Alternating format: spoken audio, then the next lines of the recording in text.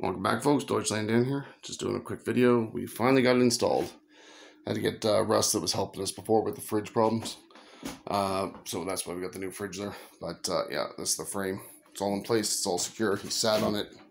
He's about 200 pounds, 180, something like that. And yeah, everything seems to be pretty stable here.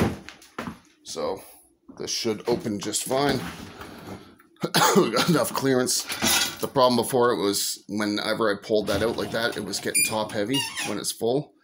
And when I released it to get the steam out from the vent, I had to brace it here like that because it was trying to tip over.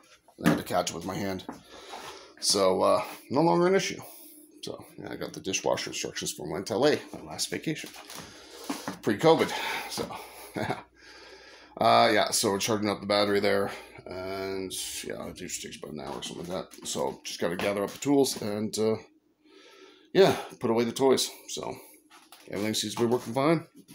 I'll be running a load tonight because it's pretty full already. And yeah, that's just the excess in the strainer there. So Deutschland Dan signing off. Peace out.